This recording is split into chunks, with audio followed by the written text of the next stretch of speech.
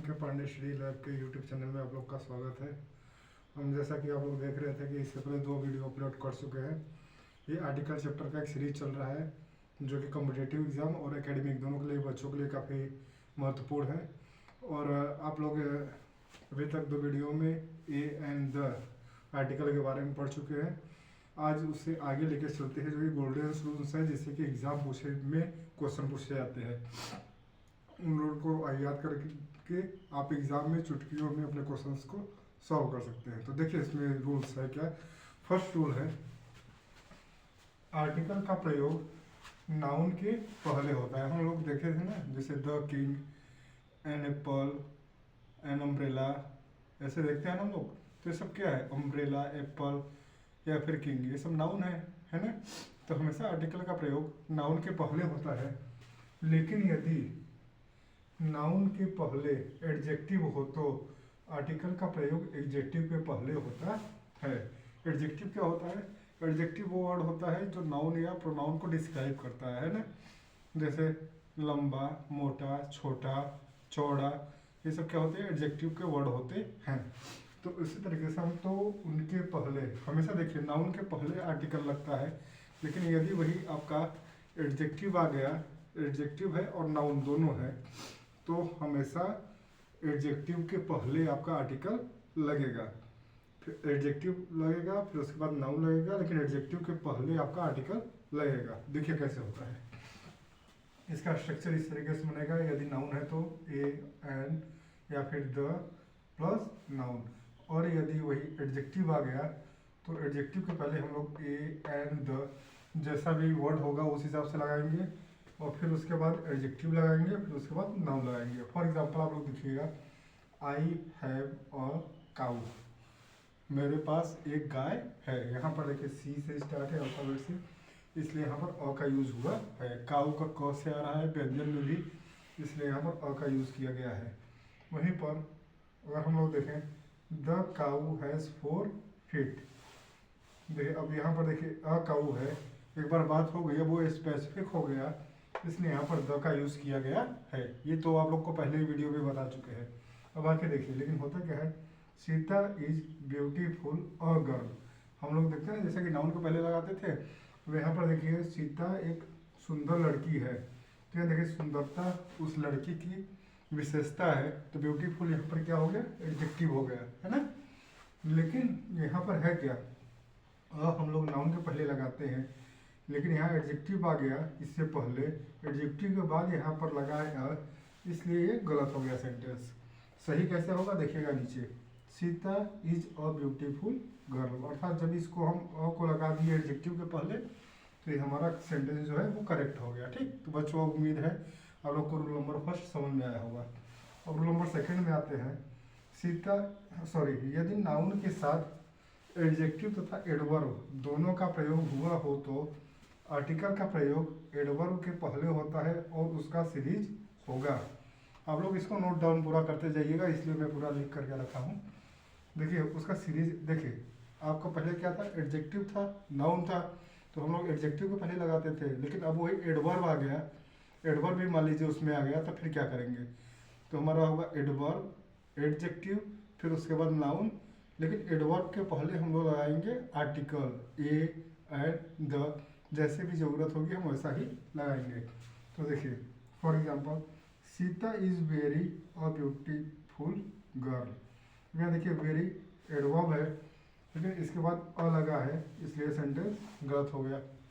अब second sentence है, she is very beautiful a girl. अब यहाँ देखिए नाउन के पहले लग गया, ब्यूटीफुल भी के बाद लगा है, तो भी ये सेंटेंस गलत हो गया। अब इसके बाद आया थर्ड सेंटेंस, हम लोग देख रहे हैं, लिखा Sita is a very beautiful girl. अब ये देखिए जो वेरी है ये ब्यूटीफुल को डिस्क्राइब कर रहा है, अर्थात एडजेक्टिव को, इसलिए जो नाउन प्रोनाउन या एडजेक्टिव को डिस्क्राइब करता है वही होता है एडवर्ब। तो यहाँ पर वेरी क्या है, एडवर्ब है। आपको ब्यूटीफुल एडजेक्टिव हो गया, क्यों, क्योंकि नाउन को डिस्क्राइब कर रहा है, गर्ल को, तो इससे पहले यहाँ पर अ का यूज़ किया गया है। अब आप उम्मीद है आप लोगों को ये 2 रूल समझ में आए होंगे। आप लोग इसको नोट करिए और इसका स्क्रीनशॉट लीजिए, फिर इसके बाद अगला रूल आप लोग को समझाते हैं।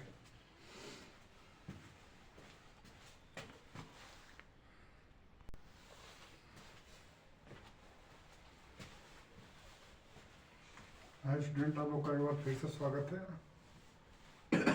सॉरी, माफ कीजिएगा। अब चलते हैं अगले वाले रूल पर। जैसा कि पहले दो रूल समझाया हूँ आपको कि क्या था। पहले दो रूल में कि जो भी एडजेक्टिव आया, एडजेक्टिव के पहले और एडवर्ब के पहले आर्टिकल का यूज होता था। अब यहाँ पर रूल नंबर हम लोग 3 पे चलते हैं। ये सब गोल्डन रूल है। आपको जितना रूल बता दे रहा है इसी में से एग्जाम में पूछा जाता है। कम्पिटिटिव एग्जाम हो या फिर बोर्ड पे एग्जाम हो, या आपके लिए एसएससी में भी काम देगा या फिर बैंक में भी काम देगा। आपको इसके बाद इससे रिलेटेड आपको क्वेश्चन, एग्जामिनेशन क्वेश्चन भी सॉल्व करवाएंगे। देखिएगा, यदि सच, व्हाट, मेनी, रेदर और हाफ के बाद नाउन का प्रयोग हो तो आर्टिकल का प्रयोग इनके बाद होता है, न कि इनके पहले।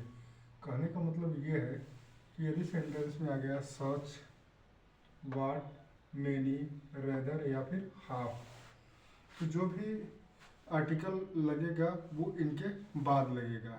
इन सभी वर्ड के बाद कोई भी वर्ड आ जाए, सच आ जाए, व्हाट आ जाए या फिर रेदर आ जाए या फिर हाफ आ जाए, इसके बाद आर्टिकल का प्रयोग होगा, ना कि इनके पहले आर्टिकल लगेगा। फॉर एग्जाम्पल देखिएगा, स्ट्रक्चर यहाँ पर हमने लिख दिया। सच मीन्स क्या होता है, ऐसा होता है। एक एक वर्ड बताया ना कि आप लोगों को क्लियर होगा, तो यहाँ एक एक वर्ड आप लोगों का क्लियर है। व्हाट मीन्स क्या होता है, मेनी मीन्स अनेक होता है, रेदर मीन्स बल्कि होता है, हाफ मीन्स आधा होता है। तो यहाँ एग्जाम्पल देखिएगा, लिखा है आई हैव नॉट सीन और सच गर्ल। देखिए, और आ गया सच के पहले, इसलिए क्या हो गया, रॉन्ग हो गया सेंटेंस। अब हम लोग इसको सही कैसे, करेक्ट कैसे लिखेंगे, I have not seen such a girl. देखिए, अब सच के बाद लग गया ना। या फिर आप लोग देखते होंगे व्हाट अ ब्यूटीफुल सीनरी, है ना। क्या कभी देखते हैं, a what beautiful scenery, wrong होता है ना सेंटेंस। उसी तरीके से देखिए, a what place it is, यहाँ पर ये सेंटेंस रॉन्ग है। क्यों? क्योंकि ये व्हाट के पहले अ लगा दिया गया है, जबकि यहाँ पर जो आपका आर्टिकल रहेगा वो हमेशा व्हाट के बाद रहेगा। What a place it is, कितना अच्छा प्लेस है यह, ठीक है ना। तो दोस्तों, यहाँ पर आपको कुछ भी इस चैनल में आकर के आपको कुछ भी रटना नहीं है और आप लोग का हर एक कॉन्सेप्ट क्लियर होगा। सिर्फ आपको देखिए समझना क्या क्या है। Such, what, many, rather, half. Such, what, many, rather, half. मेरे साथ आप लोग 4 बार बोलिए, आप लोगों को याद हो जाएगा। सच, व्हाट, मेनी, रेदर, हाफ के बाद हमेशा आर्टिकल का यूज होगा, उसके पहले नहीं होता है। उसी तरीके से अब अगला रूल देखिए है क्या। यदि किसी एडजेक्टिव के पहले, किसके पहले, एडजेक्टिव के पहले टू, सो या हाउ का प्रयोग हो तो आर्टिकल का प्रयोग एडजेक्टिव के बाद होता है, न कि पहले। एडजेक्टिव के पहले क्या हो, टू, सो या हाउ का प्रयोग हो तो आर्टिकल का प्रयोग एडजेक्टिव के बाद होता है, न कि एडजेक्टिव के पहले। तो देखिए हमारा स्ट्रक्चर कैसे बनेगा, हाउ और सो और टू और एज, फिर उसके बाद आएगा एडजेक्टिव, फिर उसके बाद आएगा आर्टिकल, फिर उसके बाद आएगा नाउन। फॉर एग्जांपल सेंटेंस में आपको समझा दें तो you are too a dull student. यहाँ पे देखिए टू आ गया ना, टू के बाद फिर उसके बाद डल, फिर उसके बाद स्टूडेंट। तो ये हमारा यहाँ पे देखिए डल क्या है, एडजेक्टिव है, जो कि लेकिन उसके पहले आर्टिकल का प्रयोग हुआ है, जैसा कि हम लोग पहले पढ़ चुके थे। लेकिन जब भी टू, सो या हाउ आ जाएगा तो यहाँ पर इस सब के आने के बाद एडजेक्टिव के बाद आर्टिकल लगता है, ठीक है ना। देखिए आगे, तो करेक्ट क्या होगा, यू आर टू डल और स्टूडेंट। यहाँ पर देखिए टू आया, फिर डल आया एडजेक्टिव, फिर उसके बाद आया आर्टिकल, फिर उसके बाद आया स्टूडेंट, नाउन। उम्मीद है कि आप लोगों को ये समझ में आया होगा। और एक बार देख लीजिएगा फिर से, सच, व्हाट, मेनी, रेदर, हाफ के बाद नाउन का प्रयोग हो तो आर्टिकल का प्रयोग इनके बाद होता है, न कि इनके पहले। मतलब ये सब जितने भी वर्ड है इनके बाद ही होता है। और उसके बाद सेकेंड रूल हमने क्या देखा, एडजेक्टिव के बाद ही प्रयोग होगा यदि आ गया सेंटेंस में टू, सो, हाउ, है ना। तो आर्टिकल का प्रयोग इन एडजेक्टिव के बाद होता है, एडजेक्टिव के बाद होता है, न कि एडजेक्टिव के पहले। इसका स्क्रीनशॉट लीजिए, फिर उसके बाद हम आपको अगला रूल समझाते हैं।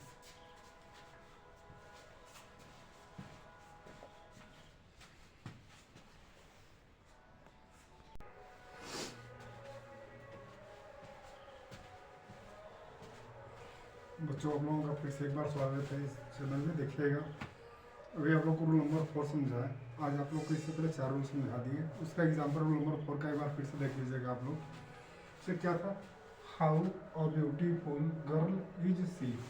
हम लोग को बताया कि अगर हाउ आ गया तो उसमें एडजेक्टिव, अभी हम लोग रूल नंबर 1 में हम लोग पढ़े थे कि एडजेक्टिव अगर आ गया सेंटेंस में तो उससे पहले अ का यूज होता है, ना कि नाउन के पहले। एडजेक्टिव के पहले लगता है।